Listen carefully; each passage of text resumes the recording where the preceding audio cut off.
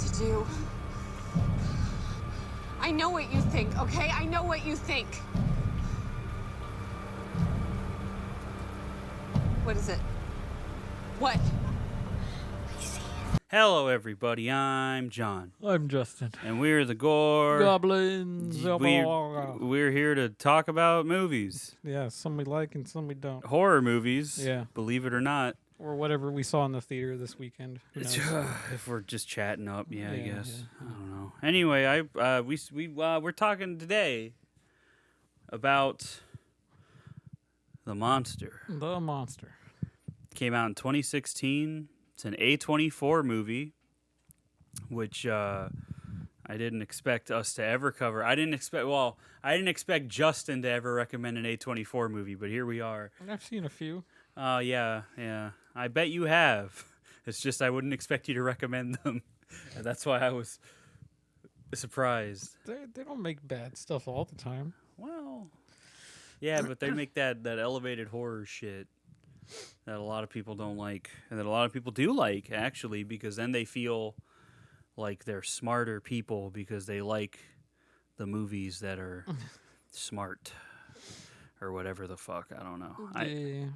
I don't know. This one's but no, this is an A24 movie written and directed by the guy that wrote The Strangers, the guy that wrote and directed The Strangers, which is something I never saw. It's all right. But I think this is pretty good. It's a pretty good movie. It's a creature feature. The monster is practical. He doesn't look great. But you know what? That's okay. His practicality works and doesn't at the same time. Because he looks so... when you get the full body shots, you see the... It's the same clearly problem. A costume. I need to bring this fucking mic up. Hold on a second. That's also why choosing to kill the monster with fire bothered me, because it lit them all up and you could see the fucking we're just going into spoilers costume. already, huh? No, Yeah. it's like Alien. It kind of thrives in like out of focus and partial shots. Which those are the best shots of the monster in this movie are from that. Just like an Alien, because then it's very obvious it's just a dude in a suit. But this monster looks like a skinless bear with gorilla arms and bat wings. That's the best way I can describe it. See, I don't know if that was supposed to be there or that was just hiding the dude. That's the only thing that bothers me about this. I think it's supposed to be there. I don't know. It doesn't Maybe that matter. would explain the monster's speed, but then again, who knows? It doesn't matter. The monster isn't like the focus. Yeah, he's not the focus not- of the movie. He's it's like it's kind of like I told Justin that it kind of reminded me of The Last of Us. And what I mean by that is in the sense that like there's zombies in The Last of Us, but that's not like the focus. The focus is on Joel and Ellie in the first game, and then I guess it's their relationship in both games. It's just that Joel is not existent in the second game past a certain point. But yeah, with this, it kind of feels similar where it's like, oh, yeah, there's a monster in it, but that's not like the focus. The focus is very much the mother and daughter in this movie. Daughter's name is Lizzie. I think the mother's name is like Kathy or some shit. Yeah. And that's the focus, is their relationship. And it's basically like, how would they react in a situation like this? And we find out how they would react. But it's a very human story for a title called The Monster. And there's nothing wrong with that. I mean, that's probably why I liked it so much. But because I wasn't expecting. Yeah, because it's obviously low budget, but like I wasn't expecting it to be like good. I was expecting it to be like all right, like Animal. Like Animal was all right. But then I'm watching this and I'm just like, wow, this is actually like really fucking good. Because the little girl that plays Lizzie was acting her fucking ass off. Oh my god, I usually hate child actors, but she was pretty good. She was Ella Ballatina. Yeah, good. Whatever the fuck, however you say her Good last job. name. No, Valenti. I'm stupid. Yeah, it's okay, Justin. We're all. Valenti. You just got off of work. It's okay. Yeah. But yeah, no, she was really good in it. And then what's the Kathy's name? Zoe Kazan. Yeah, who's been with Paul Dano since 2007, which is for some reason shocking to me because it's Paul Dano. I don't know. Like I just didn't expect. I expected if anybody was gonna be a fucking single dude, it would be Paul Dano. But no, he's been with her since 2007. My bro was in there, Obi Blood, and he's just been with her ever since. I don't think she's not in there, Obi Blood. I don't think, but like, yeah. So he's been with her, and she was real good. She was real good too. All the acting was pretty good all around. Also in this movie was Scott Speedman, which sounds like a fake name. Yep. And he looks like a discount Anthony Starr. And the whole time I was trying to think, where the fuck have I seen him? Because I knew his face. And then and then I went on IMDb because I was like so frustrated. I was like, where the fuck have I seen him? And he's in Crimes of the Future. He's like one of the main characters in Crimes of the Future. And I was like, fuck, that's right. God damn it. He's in one of my favorite fucking movies from the past couple of years. George, why are you gonna cough while I'm recording? You know better, little buddy. You know better. But in this movie, he's just a douchebag named Roy. Yeah, he's in the movie for like literally a minute. He's not in the movie for very long. But yeah, so it mainly focuses on the mother-daughter relationship here. It's a troubled relationship, which is also why I told Justin it reminded me of The Last of Us Part 2, specifically because you get a lot of flashbacks detailing the troubled relationship, which is what you get in that game with Ellie and Joel. And, it's the same kind of, not necessarily the same kind of dynamic. It's not like one-to-one or anything like that. It's just that's what I kept being reminded of because I was like, oh, this is funny. So my headcanon is that Neil Druckmann watched this movie and he was like, hey, I'm going to rip this off. So that's what he did. But no. So this one, they have a turbulent relationship to say the least. Yeah, the beginning of the movie is Lizzie just sitting there blank stare and listen to the alarms go off and she starts cleaning the apartment because her mother's an alcoholic mess. Yeah, classic white girl behavior, honestly. But she's the entire time I was like, man, I would die for that woman.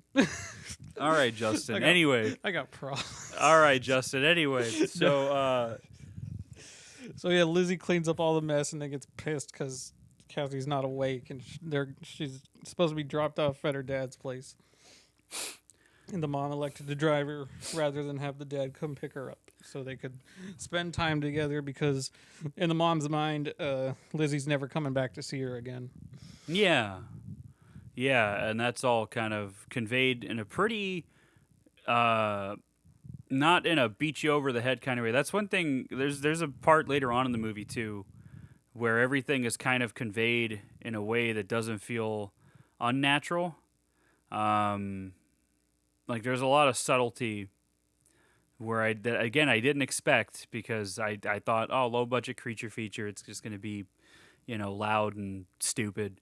But no, it was good. But yeah, like all of it is conveyed pretty naturally through their performances. Like I think the reason you find out like there isn't some like ham-fisted dialogue about like, oh, I know you want to go up there because you don't want to come back. It was more like she's like, here, I was gonna wait till we got there to give you this, and it's like it's Lizzie's grandmother's watch, and she's like, well, why are you giving this to me? And then Kathy just says, because I know you're not coming back, and that's natural. That doesn't feel ham-fisted in any way. Like the turbulence there isn't like.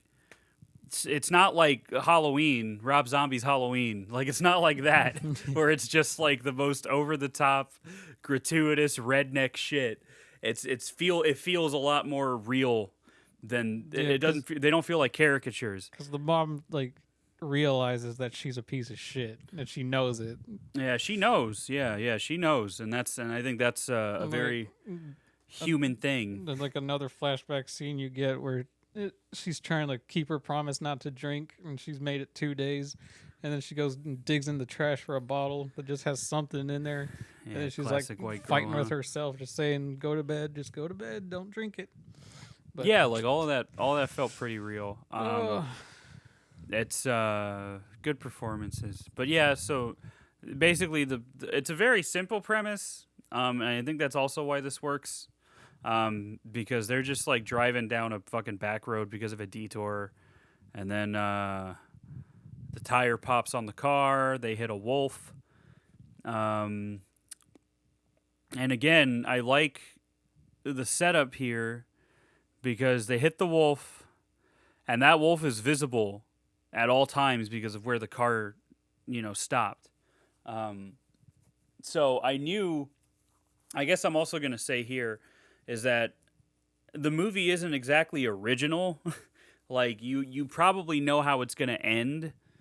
I mean, I was pretty correct on my guess when I started it, but it's about the journey, yeah, and the setup with the tension and everything is pretty fucking good.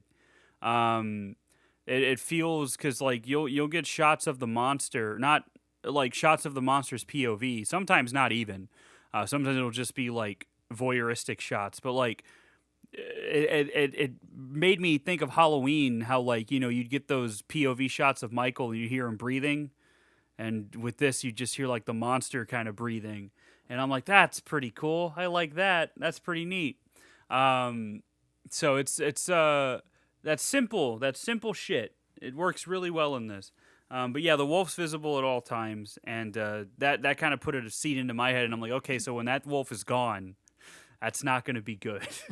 And so they call 911 or whatever, and they're like, yeah, we'll send a tow truck and an ambulance, and the tow truck shows up first.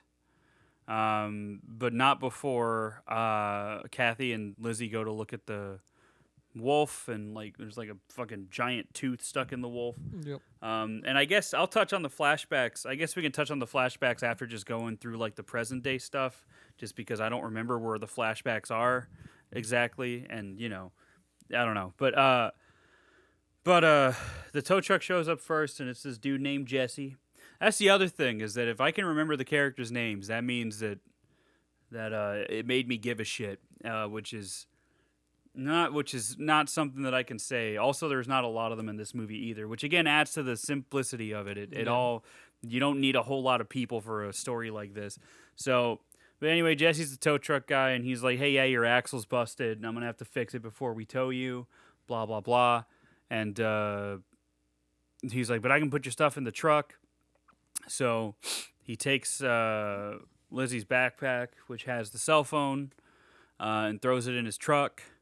And of course, that sets up for later. You know how it is. She's like, "I need your phone. Go get it." So eventually, that wolf disappears, and it's just gone. Jesse's just working under the car. The wolf disappears like right before the tow truck gets there. Yeah, Just that's because right. Lizzie's tying up Kathy's arm or wrist, whatever she fucked up during the accident. So they're both looking away. And as soon as they look up, it's gone. Yeah, so then Lizzie goes out and finds the wolf off the road a little bit. And the monster's behind her for a little bit. And the monster kind of goes away. As he does, I guess. But then, Jesse's still working on the car.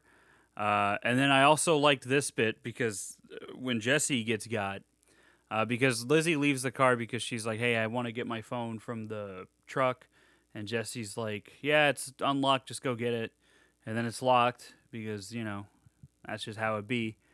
And Jesse's like, "I'll be out in a sec." And then while he's working on the car, Lizzie goes back into the car and, he hears noises. So he starts looking around. What I love is that you don't see him get taken away. You don't hear him get taken away. Just gone. It's just you find out whenever Kathy's like, "Come on, hurry up," and she's like honking the horn, and then you get a shot of under the car, and it's just his flashlight, and then you don't see him again until he's crawling out from the woods. Well, his arm gets thrown on the car first, and then they're like, "Oh fuck!" And then later on, he kind of crawls his way out. His face is fucked up, and No, it- but then he's just all fucked up. after the arm gets thrown in, she gets back in the car. She's trying to comfort Lizzie, and she's like, "Don't worry, I'm here." And she's like, "I don't care. I don't want you." And then that Yeah, 'cause set up another. she wants her dad. Yeah. That set up the flashback to them. I guess Lizzie had a play, but she didn't want her mom to go. She just wanted her to drop her off, and she's like, "No, I'm gonna watch your play." You never go anywhere. it's You never go important to for me." anything. Yeah. Yeah, there's like 4 flashbacks, I think, that all lay out some pretty good stuff with them. Okay. The last flashback is probably the most effective one. It's because that one hurt me, but that's besides the point. We'll get to that in a little bit.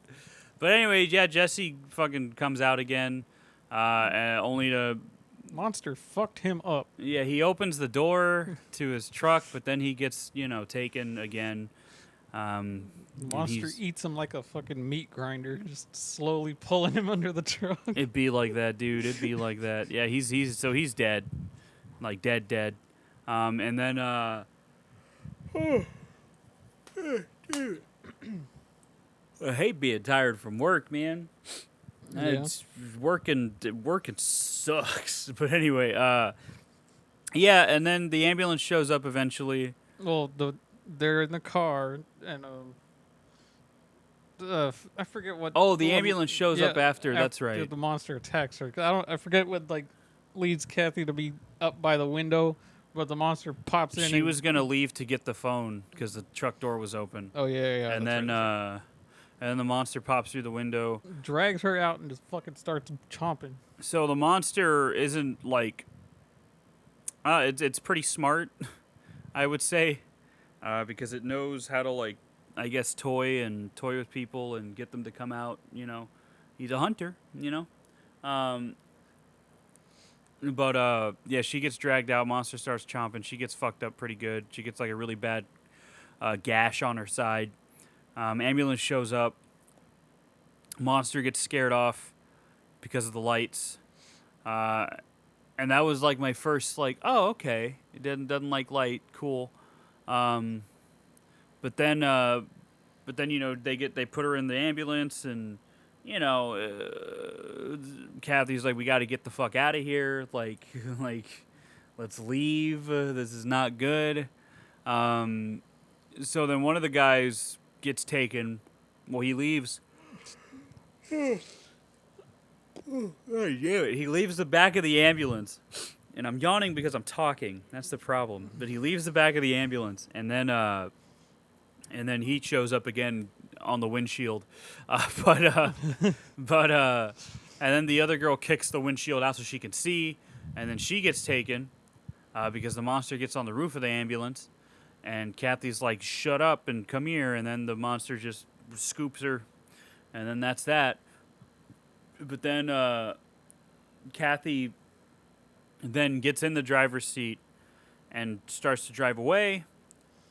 The monster fucking bulldozes into the side of it. He fucking embraced his inner Miley Cyrus. Yes, he turned into a wrecking ball. That was a good one, Justin. I'll remember this. I'll remember this when they say you don't have jokes. And it's like, I know the point of the movie wasn't to explain the monster, but there's just a part of me that's like, please explain this fucking monster to me. Well, no, that's the thing is you can come up with whatever you want. I know. Like the entire time I was like sitting there. That's the beauty wondering, of it. like, how did he go that fast? Like, He's is a it because fast his little arms boy. are long, or is the flappy shit actually part of his body and not just hiding the costume? And he's a fast little boy.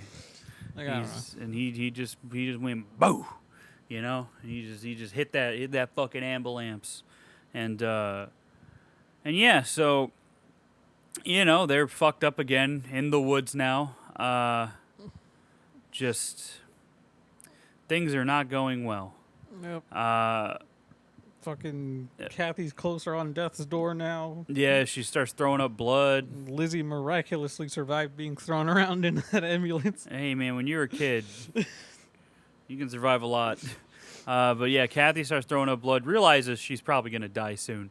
And and I think now this is what Justin didn't like when he talked about the ending last time, because he didn't want Kathy to die, because Justin likes troubled white women, I guess.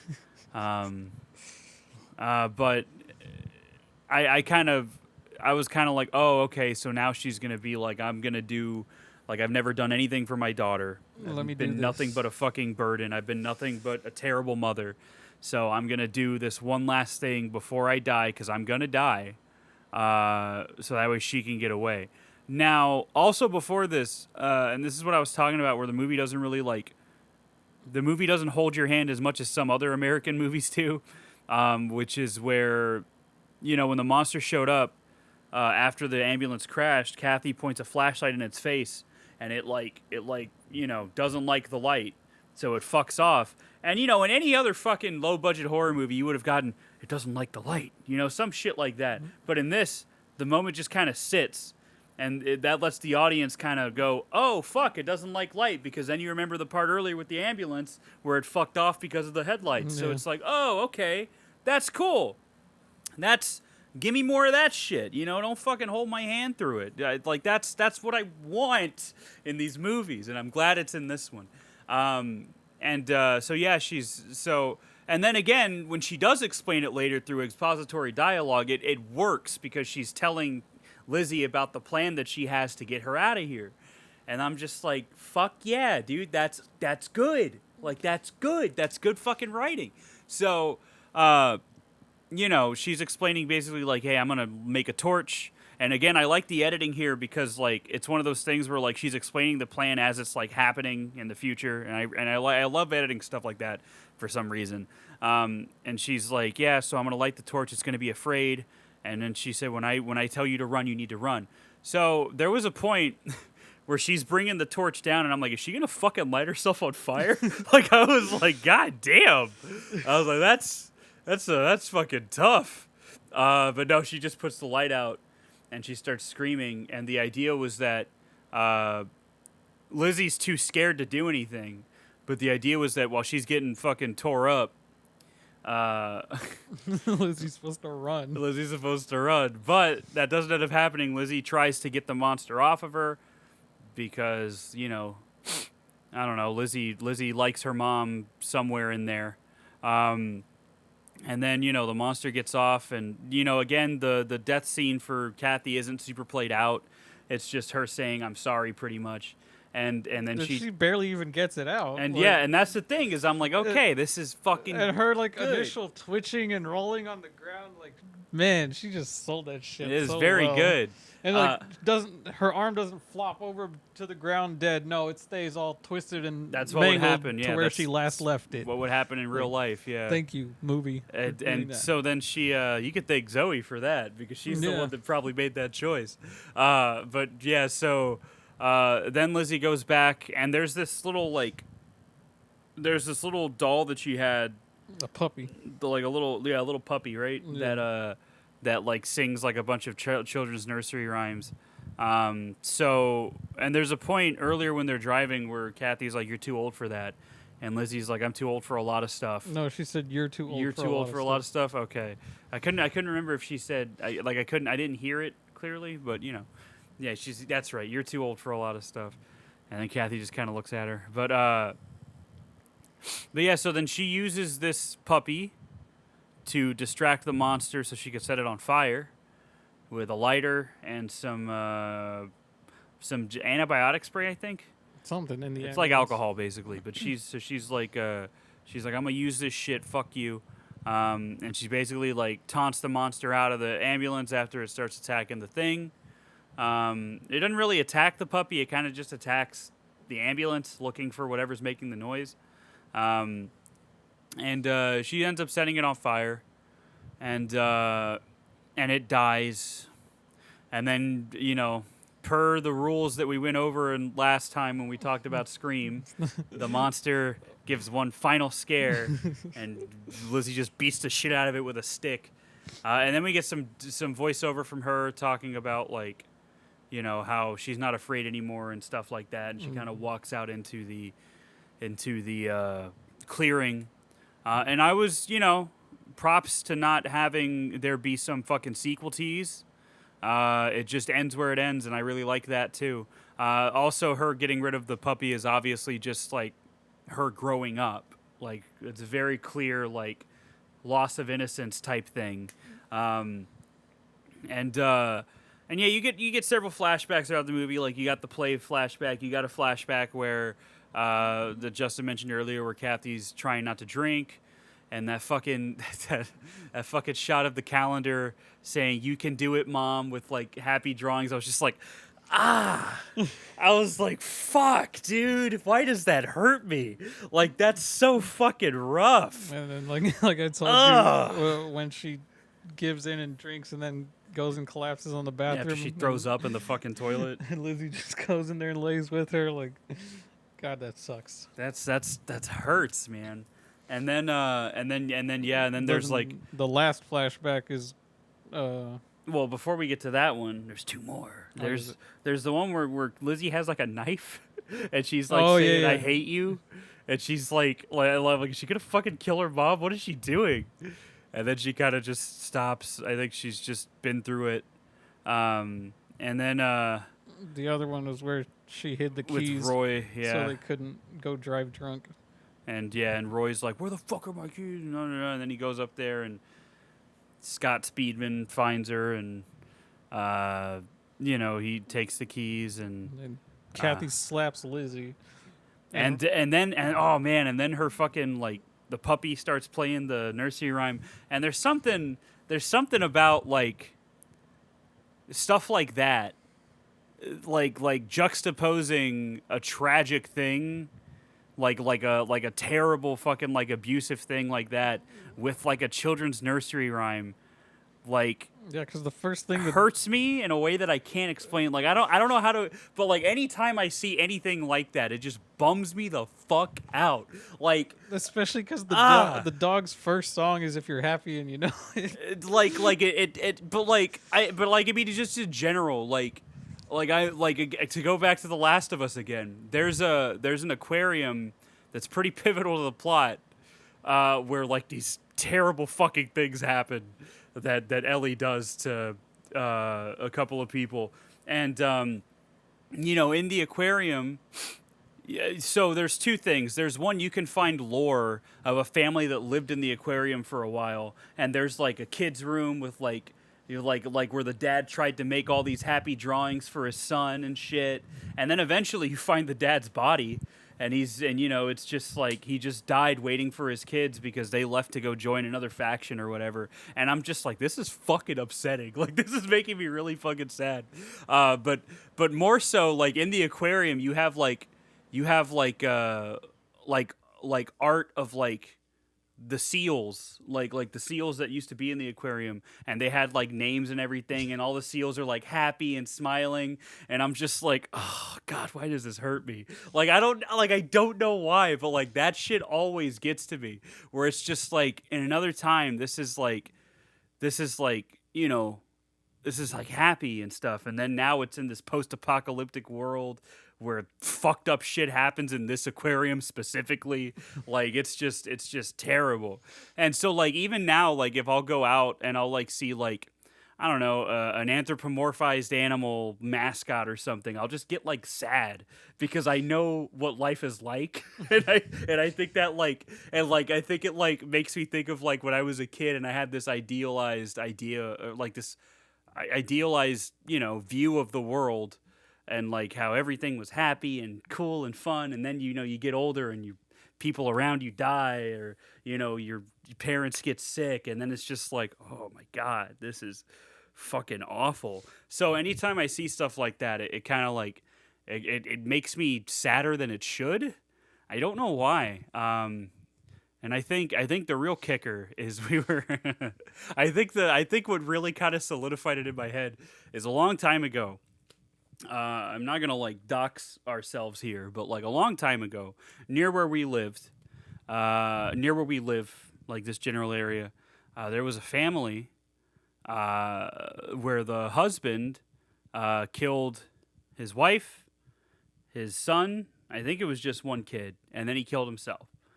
Now this house was up for sale when Mom was looking for a house, and we end up touring that house because Mom liked the house. And I remember walking into what used to be the kids' room, and like there was like wallpaper on the top of like teddy bears and shit. And I remember just thinking like, oh God, like and that just knowing what happened in that fucking room. And I was like, dude, I can't be in here. Like I can't like it's just that juxtaposition, man, of just like innocence and then me having the knowledge of reality. Like that juxtaposition fucks me up, man, to no end. And that is like one thing that if a horror movie does that, it's gonna get to me. Even in something like this, where it's as little as the song starts playing, and then like she gets fucking slapped by her mom, and she's just sitting there crying as this fucking happy song is playing, and I'm And just pleading with her mom not to be mad at her. Like she could give two fucks that she just got slapped. It's yeah, like, and I'm just don't like, be mad at me, mom. and like that happened, and I'm just like, God, I've been there. Like I know exactly. Like I'm watching like a fucking cartoon, and like my mom would get mad at me for something, and I'd be fucking crying while fucking Popeye's punching the shit out of Bluto or some shit, and I'm just like something that would normally make me happy is now having no effect, and it's just God, that shit fucking gets to me, man. But yeah, so that's a very effective flashback.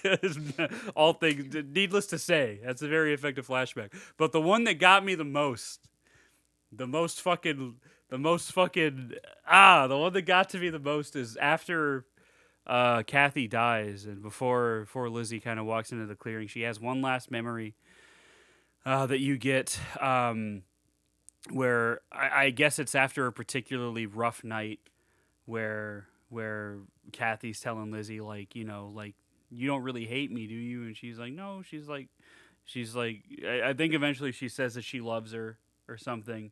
And then Kathy was like, you're going to be so much better than me. Like, you're going to grow up and be a much better person than I am because I'm a piece of shit and blah, blah, blah, blah, blah, blah.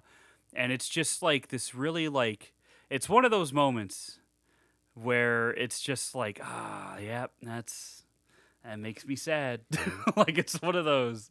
Yeah. And Because it's like she's telling Lizzie all that, and then all she says is, "All I want is you." Yeah. Like, God. Again, to go back, this is again the reason to go back to The Last of Us.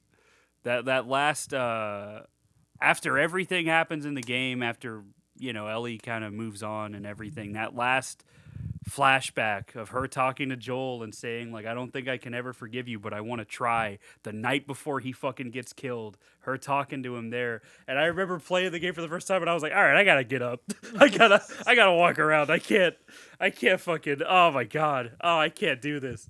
And it hit it's just that like those memories like always kind of like if you have memories like that with family members, especially parental figures that die, like those memories really stay with you. Because like I have memories with my grandfather that like, and I got my regrets that I had to deal with him, dying and me not spending enough time with him and all this shit, and that's just stuff that you deal with. But like, yeah, stuff like that in this movie and then in Last of Us, that gets me on a level that I previously thought it could not get me on. Because fuck me, dude. That All I Want Is You is going to fucking stay in my head forever. And I'm going to think about it when I'm laying in bed one night. And I'm just going to be like, God damn it, man. That fucking hurts. But, she lost her mom. And one thing I like, too, is that before her mom... Like the idea that like she wants to do something for her daughter is communicated visually through these flashes of the flashbacks you've already seen. And like she's remembering too all these things that she did to her daughter that she's not proud of, that weigh on her, and she's like, okay, well, I'm going to make a difference now. And then I think the worst part is that it's all for nothing because Lizzie ended up getting away, but like not in that moment, you know what I mean? It was just... But she knew she was going to die, so it didn't feel, like, mean, if that makes sense. Like, it didn't feel like a mean-spirited death or anything, because she knew she was going to die. She knew she was out, so she was like, I'm going to try to do this for you. If I haven't done anything for you, but I'm going to try to do this, But, yeah, it's Good fucking movie, man. I did not expect any of this. I did not expect to like it at all. I did not expect to like it this way. I didn't expect it to hit me this hard. I didn't expect it to have a good child actor. Like, holy shit. It's a good movie. Really good movie. But yeah, that ending was real nice. Again, I like that there's no sequel tease. It's just she's lost her innocence at this point. She's and it's time for her to be better than her mom was, just like it was prophesized, you know? It's good fucking movie. And then we're gonna get the monster too, and it's gonna be after that night I became a vigilante monster hunter. Can you imagine? I kill monsters in the woods just for fun now because of that fucking piece of shit that killed my mom. You know. So, yeah, that's a good movie. I don't think this is going to be a very long episode either. The movie's not very long. It's such a simple premise. There's not too much to talk about with it. Really, we can only just talk about like what we like about it, and we've pretty much done that. I will say that this poster on Wikipedia is very nice. So normally we would have bundled our April Fool's episode with this, but I don't think we have an idea of what we're doing for that yet. I even forgot that exists. Yeah. I mean, I got to do it because, you know, I think I know what we're going to do, actually.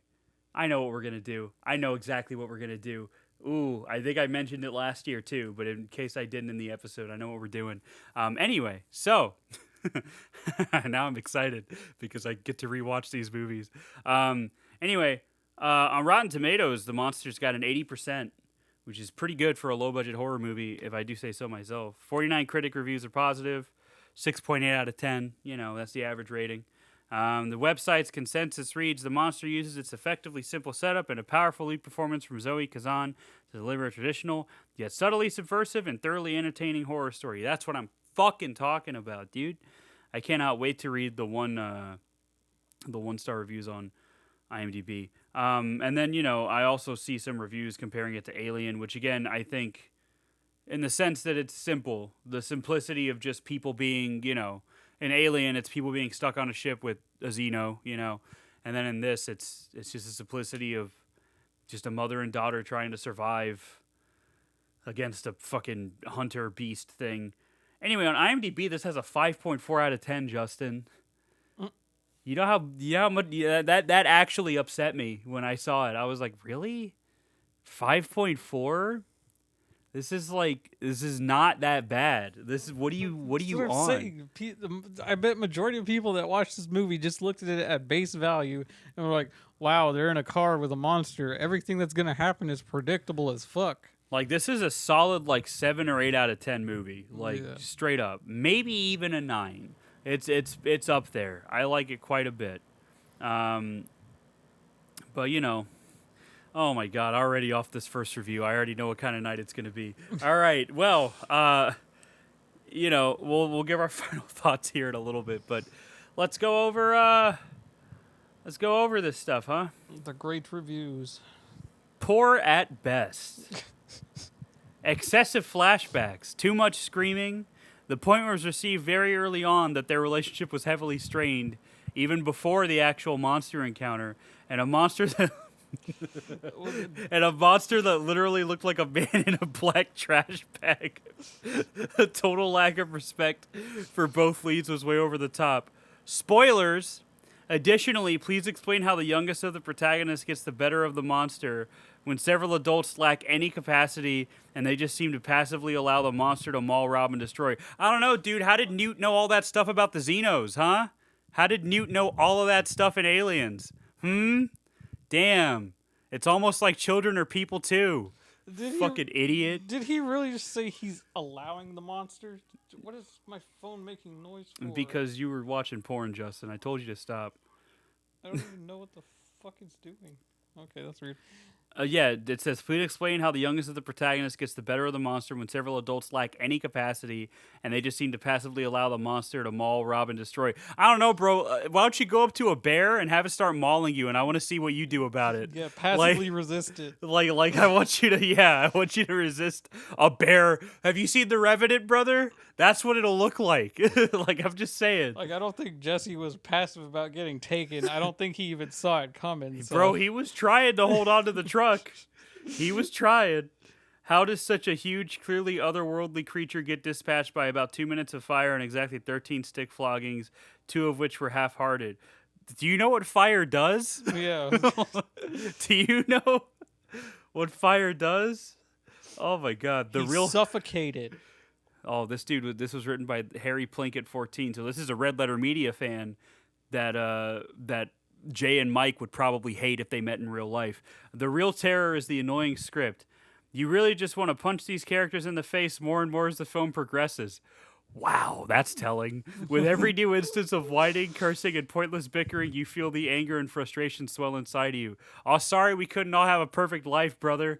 I wanted the monster to eat them and get it over with. I have never seen characters that annoyed me so much and made me hate them. And it took less than 30 minutes for that to happen. It's amazing. Add to that the poorly written dialogue and plot, and you get one difficult movie to endure. Forget the terror coming from the threat the monster poses. The real terror is waiting for the characters' mouths to open as one anticipates the crap that is about to come out.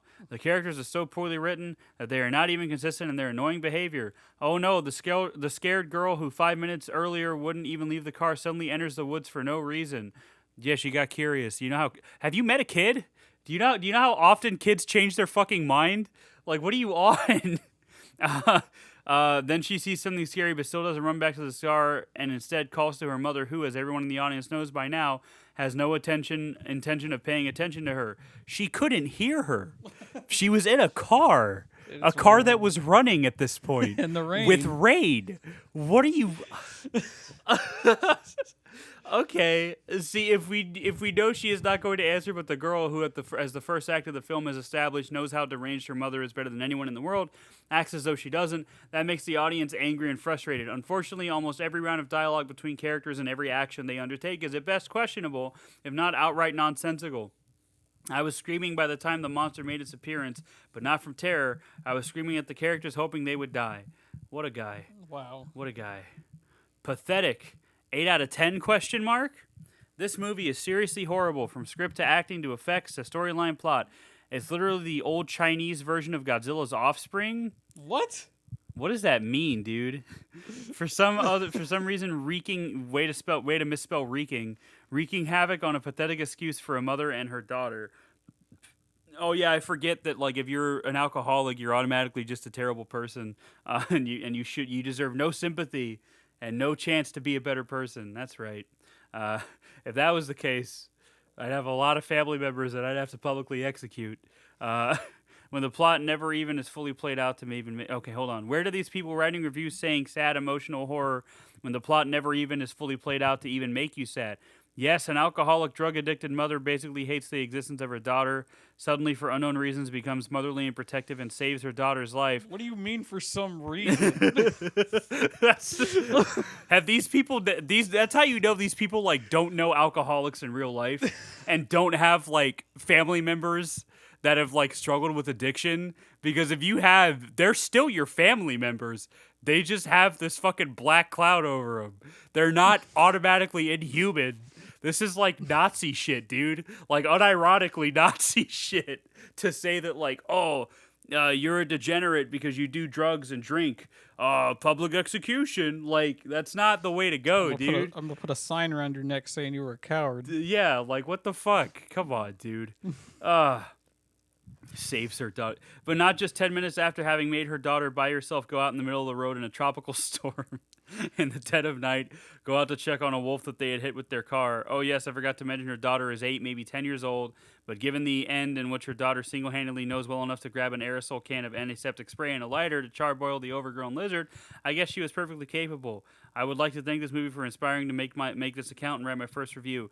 I don't know. She seems pretty smart. It's implied heavily that Lizzie is more intelligent for her age than she should be. Yeah, and again, she's not stupid just because she carries that dog around. It's her safety blanket. It makes her feel okay because her mom can't make her feel okay. Not only does she carry that puppy, but she got that dog in her too. You know, because that's what she does. She's and again, I picked up on that. Like, maybe American audiences really do need things to be spoon-fed to them based on these reviews. Horrible. This was just one horrible movie with the most funniest monster. Wait a God, Most that funniest grubber, monster. that grabber, and the most funniest, scary plots. Just like, just Lost. What was the director wanting with this movie? And I am overly surprised IMDb is having a rating more than 5 for this. The movie is simply horrible. A bad recipe with bad directed scenes and unwanted too. What was the monster? If it was scared of lights, then why not all the time? What? Which part of The U.S. movie is took like? place in night. Which part of U.S. is like so barren it has streetlights? About the South? The toll truck driver. The toll truck. The toll truck driver had a light too, and what's the idea of cutting his hand first, then eating it? And then why eating only them? Why leaving the others? This is giving me a stroke. And get affected when being hit with a torch, and the girl in the end all becoming all super, torching up the monster so easily as if it was covered with petrol, and the girl coming up with the brilliant idea with finding a place to hide after the stupid mother unnecessarily sacrificing her, and the daughter then coming to save her. If you are reading all this and thinking what kind of crap I am writing, then imagine the movie. Does the movie have as terrible grammar as you? This guy probably left scathing reviews for the sequel trilogy. Wasted my weekend. I don't know, brother. Painfully tedious, long, and boring. This movie did not feel that long. The movie depicts some very serious issues involving child abuse, alcoholism, and child neglect. These issues in themselves would each make entirely separate movies. However, this movie focuses itself into a painful contortions in an attempt to marry a creature feature together with a weird childhood drama seen from a teeny bopper perspective. It literally becomes painful to watch. This is the first movie I've ever watched where I found myself somewhat completely longing for the utter vampiric soul-draining tedium to conclude. The audience is not given any background on how the generic one-dimensional monster that was seen for about 2 to 3 minutes during the whole film came into existence. Doesn't have to. It left the audience scratching their heads after no police ever showed up to a car accident while a tow truck operator worked under the car for what seemed to be hours. The tow truck operator explains why there's no cops, though. I like the whole concept of sublime randomness, but for heaven's sake, at least make an effort to give such unexpected surprise shifts some purpose and even a little poetry. This movie seemed like one of the longest movies I've ever watched and left me completely drained. Could have been a better movie if it had a theme that made sense and maybe even had a soul. I would have even had a tiny amount of satisfaction had the monster been a metaphor for the family's dysfunction. Oh, this is somebody that likes other A24 movies, I bet you anything. So at the end of the day, the first grader's painting is hanging on his mother's fridge, and the sun is yellow, the grass is green, the sky is blue, and the monster is, yes, the monster. Wow. Talk about pretentious. You know, he just wrote that vampire quote thing, whatever, and just yeah. Yeah, that's me. I'm a fucking cool dude. Time for me to go to the club and sit in the corner and look at all the girls and not talk to any of them. God. Anyway, trash to unknown proportions. This was one of the worst movies we've seen in a long while.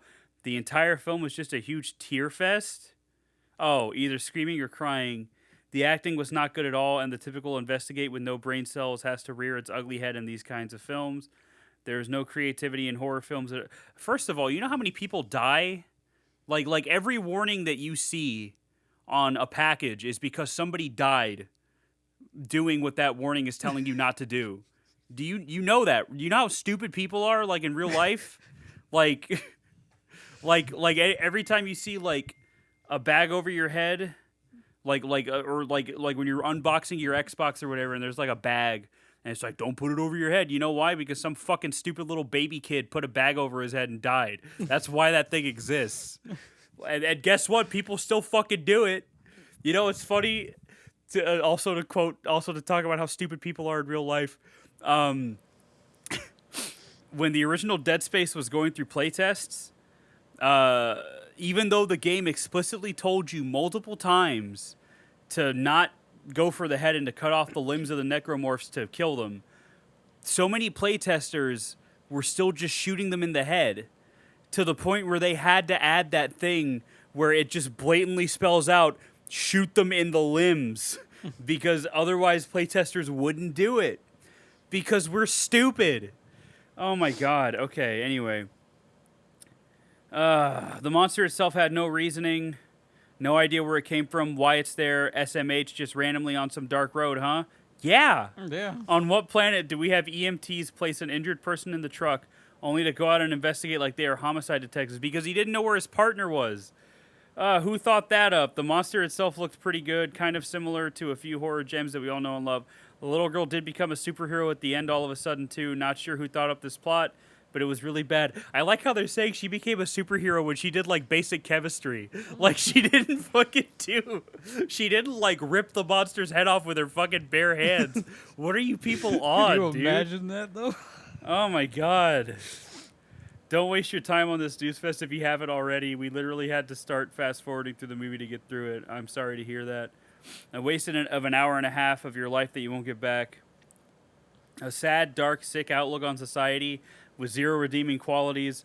Everyone is shallow, self-centered, and warped, seeking the most base and visceral life.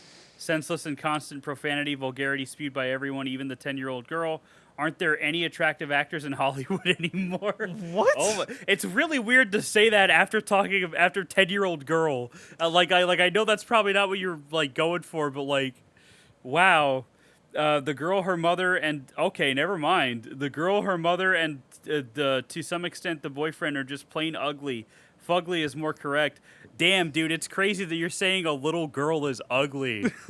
That's really, you're like those people that got upset about Bella Ramsey in The Last of Us, and you're like, oh, why don't I want to fuck this 14-year-old anymore? Like, that's what you sound like right now. God, oh my God. Anyway, extremely slow moving for about the first hour, and then gore galore by this unrealistic monster that seems to resemble so many of the monsters in movies for the last decade or so.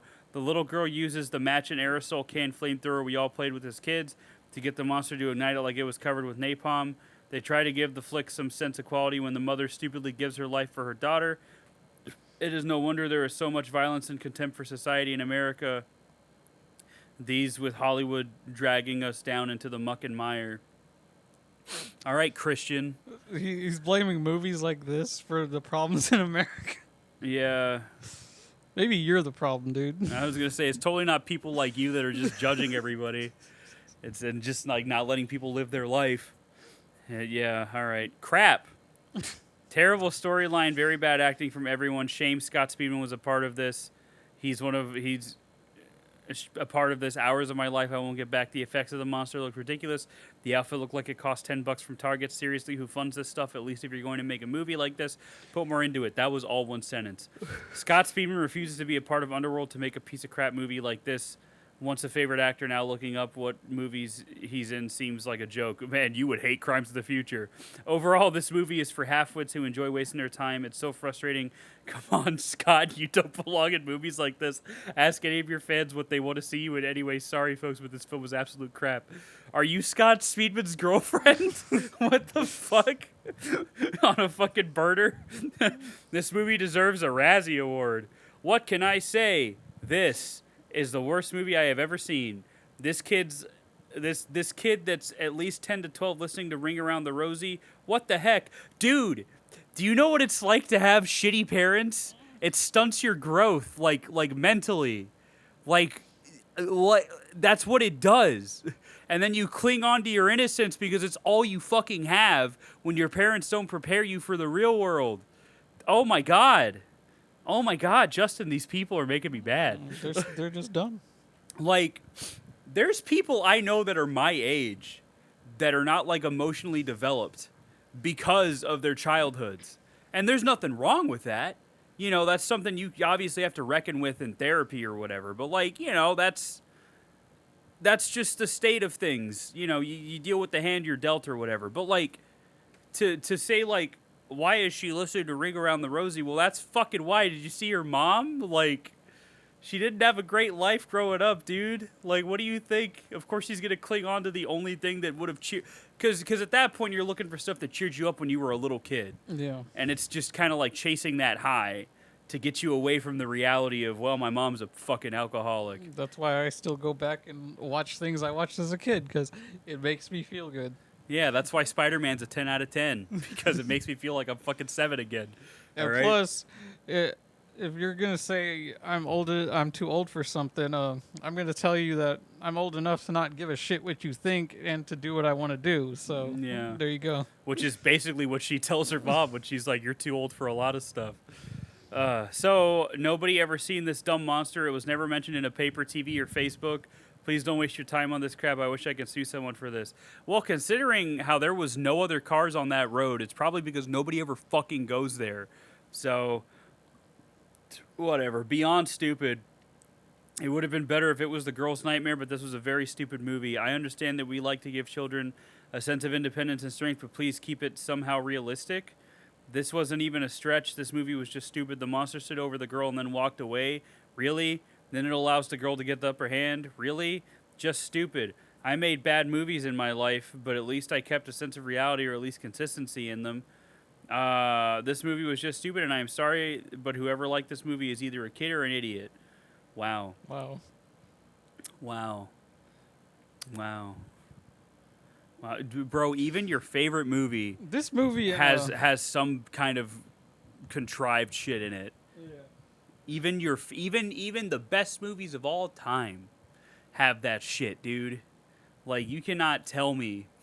Like, so it's even explicitly stated sometimes, like in Casablanca, when Humphrey Bogart says, "Of all the watering holes in the world, she walks into mine." Oh, that's so stupid. Why is that? No, because otherwise there would be a fucking plot, dude.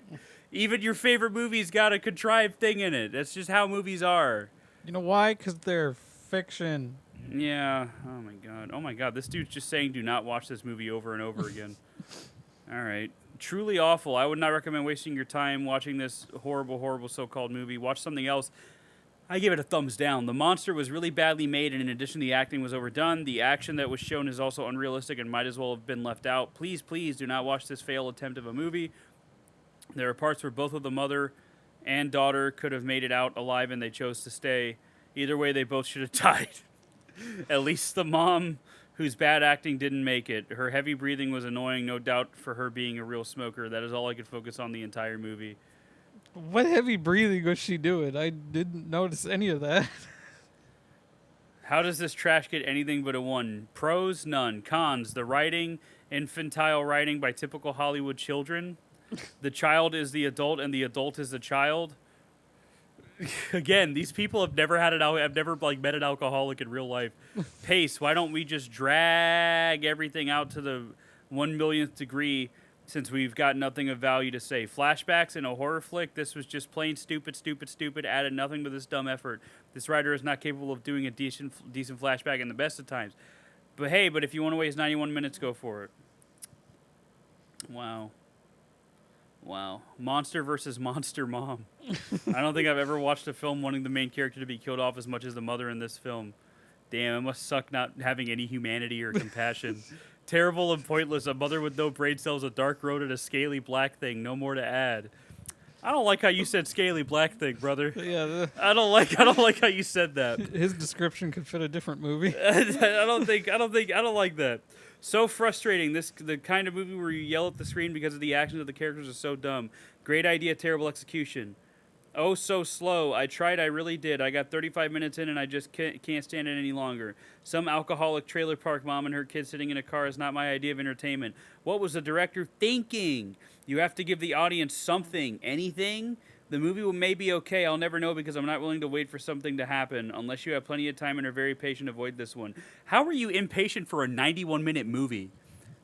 Fucking go back. And say you were already 30 minutes in. You're like halfway done. Go back to fucking TikTok, dude.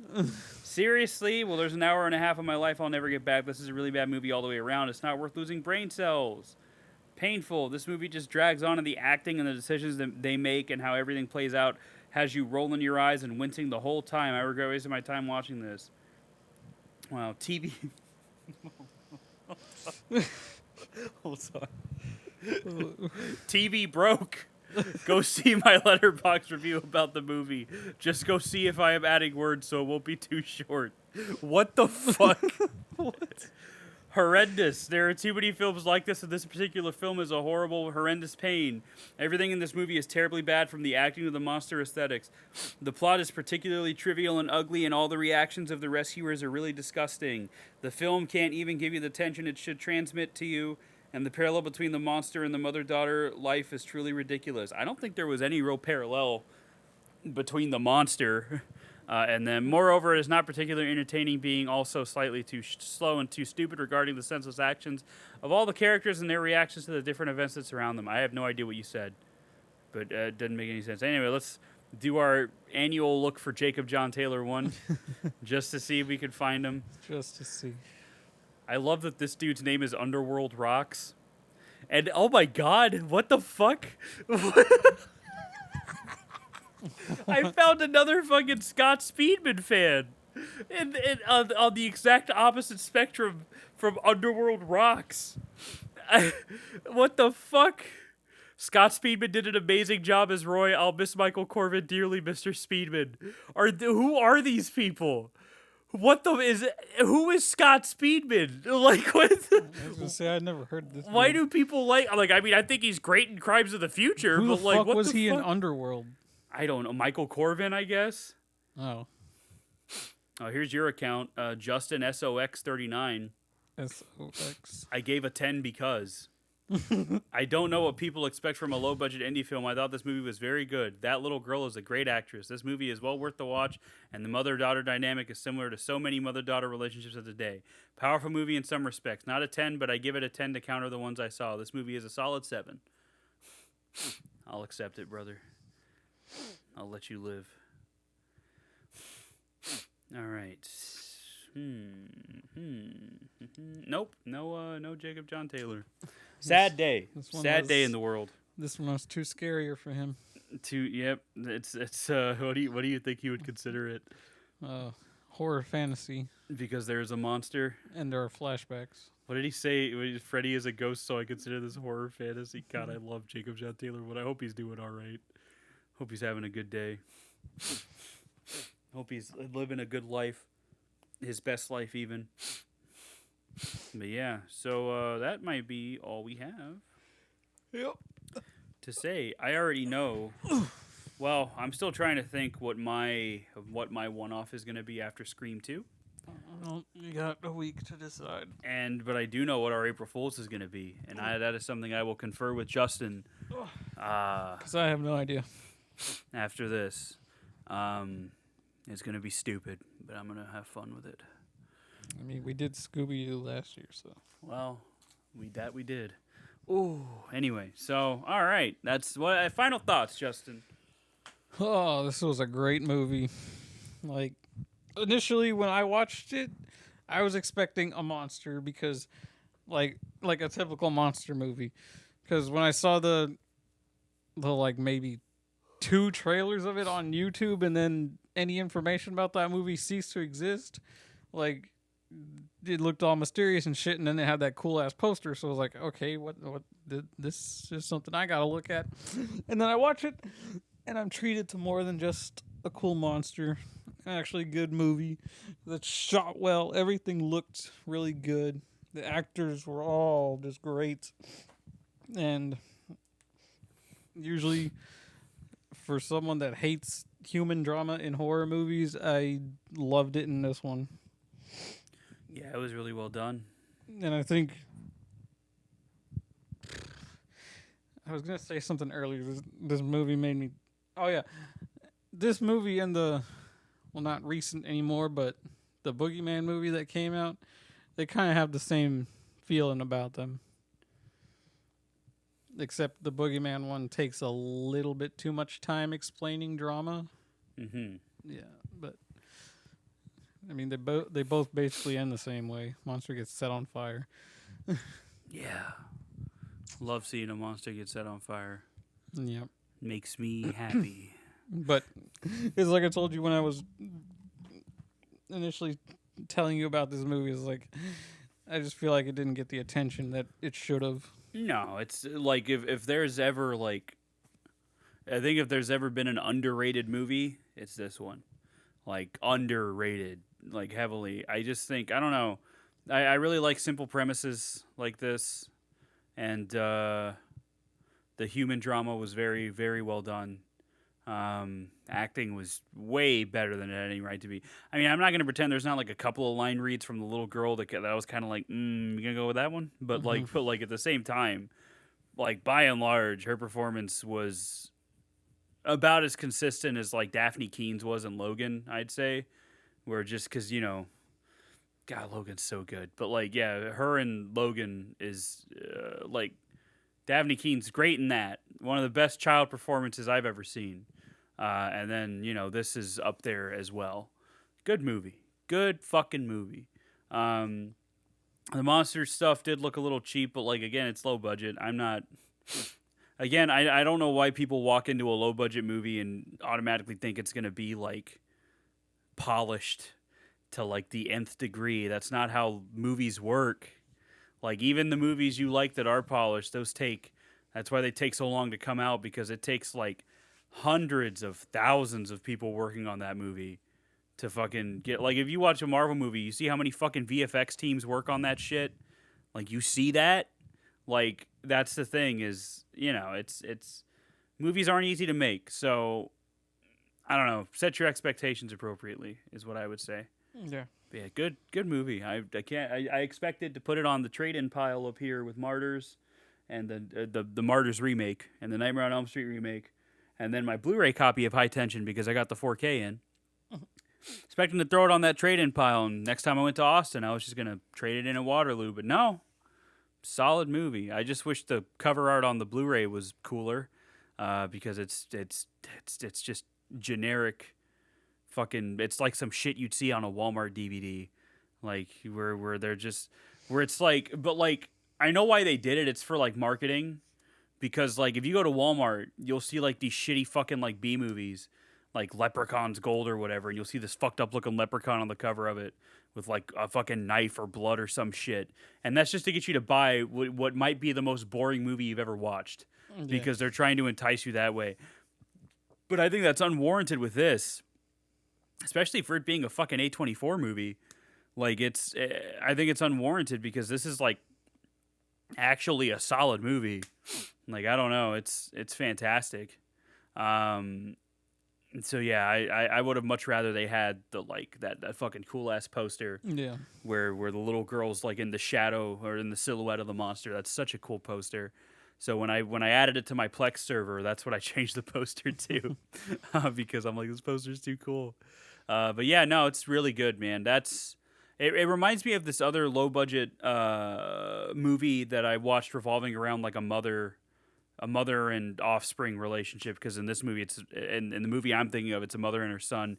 It's called Blood on Her Name, and it's like this neo noir movie. It's got Will Patton from Halloween in it too. And it's like this little crime thriller, where a mother basically is just a mother who's had a turbulent relationship with her father, who is, also had somewhat of a turbulent relationship with her son, basically tries to protect him at all costs after some fucked up shit happens, and it's that one's really good. I dig that movie quite a bit, and this one kind of reminded me because the same low budget vibe. It's not perfect, but it doesn't have to be. I don't know. It's just and again, it's like the character, the mother in that movie makes some decisions where I'm like, why the fuck would you do that? But like at the same time, it's like I can't judge necessarily. Yeah. But yeah, no, it's really solid. I recommend Blood on Her Name as well. It's low budget, just neo noir little thriller. I think it has like the same rating on IMDb too, a 5 out of 10. But I think it's again a solid 7 or 8 out of 10, I would say. But yeah, good movies. I love indie movies, man. Sometimes they're great, sometimes they're really great, and sometimes they're the monster, where it's one of the best indie horror movies I've seen in quite a little bit. Highly recommend from both of us, I'm sure. Yep. Yeah, highly recommend it. Ooh. But yeah, again, the editing, I think, really helps that suspense. I love all those voyeuristic shots and like those out of focus shots coming from the woods and shit. That shit, I live for shit like that, man. Just has you sitting there wondering where the fuck it is. Yeah, and I'm just like, where is he? Where is he? Ooh. I love that shit, dude. It's so cool. But yeah, so recommend it highly. I would watch it if I were you, Yep. and then I'd buckle my shoe. So, Or that. Yeah. Yeah. Let's go with that. only after you watch it, though. Only after. You can't buckle your shoe before you watch it. That's against the law. Or the monster I'll call the police. Eat you. No, I'll just call the police. And then the monster will eat you in jail. I mean, what is the police if not a monster that eats you? I mean, that's all I'm saying. But yeah, no, I had a great time watching this one. So next week is next week. Next time is Scream 2. What is next? Next is the 29th, right? Hold on. 25th. So then the week after that is April 1st. So we're going to take a break after Scream 2. Assuming we can record next week. If we can't record next week, our April Fool's episode is coming out, the week of the 1st. But we'll see. We'll see. Because either way, I'm kind of I can't wait to watch the stupid movie that I have in mind. Because it'll be a fun stupid movie. Ooh, baby. All right. Well, that's all we got for today, I think. Yep. Short episode. Short episode. Short movie. I have granted you mercy. Not a short drive for me home. Yeah, well, you know what? Yeah. That's what Justin gets for being with a woman. Anyway, that's just what you get. I told you to be single, and this is what you've wrought. So anyway. No. Anyway, yeah. So that's all we got. Next time we'll talk about Scream 2 or April Fool's, depending on what it is. Yep. So y'all take it easy. Don't forget to sleep. Thanks for listening. Follow us on YouTube. Follow us on wherever the fuck, I don't know. Yeah. Apple, Spotify. Apple, Spotify, Pear. Pear? Sure, why not? I don't know. Who cares? Anyway, all right. Bye-bye, everybody. Bye-bye.